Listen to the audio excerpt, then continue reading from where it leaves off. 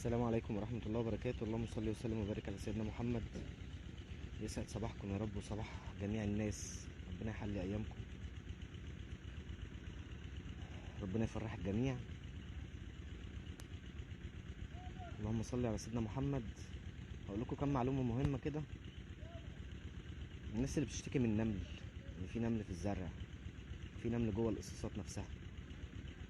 طيب، في حل. الدواء اللي هو الاكتوميسرين ده احنا ممكن نخففه ونمسح بيه المكان وممكن نرش بيه الزرع. طيب الاكتوميسرين ما جابش نتيجة، هنجيب الملاسيون اللي هو بتاع كفر الزيات. في ملاسيون تبع شركة كفر الزيات، الازازة اللي هي الزرقاء دي. مش شرط نشتري عبوة كاملة، يعني انا عندي زرع وهجيب عبوة كاملة، ما هفتحها وممكن تبوظ مني، تقعد فترة وتبوظ.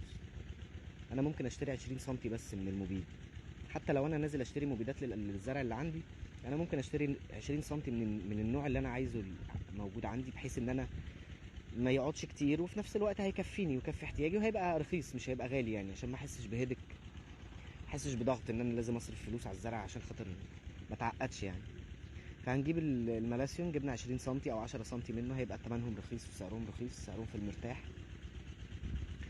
هاخد سنتي على 3 لتر ميه. اتفضل يا حاج مصطفى، لا بركاته.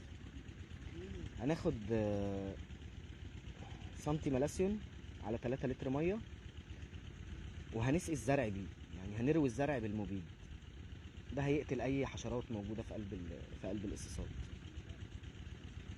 وممكن نرش الارضيات، وممكن نمسح الارضيات بيه كمان، ونرش النباتات.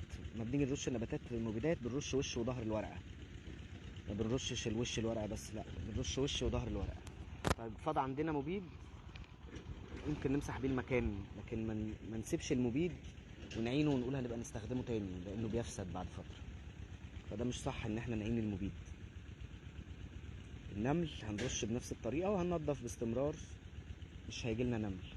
هو النمل اصلا بيجي في المكان، هو دي طبيعه يعني. على فكره الناس اللي بتشتكي من النمل وبتقول النمل بيجي في، دي طبيعته، دي حياته، هو بيطلع يخزن الاكل عشان الشتاء.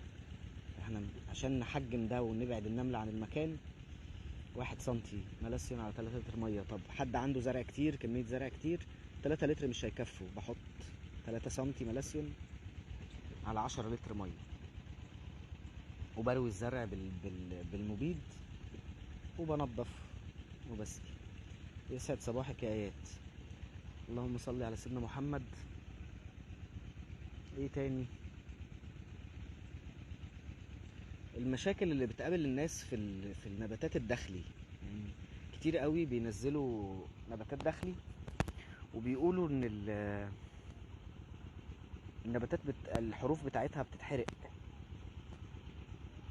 حروف النباتات بتتحرق، ده بيبقى ري زياده. مش معنى ان التربه في النباتات الداخلي بالذات يا جماعه، لازم نخلي بالنا، من رطوبه التربه. التربه لو رطبه قوي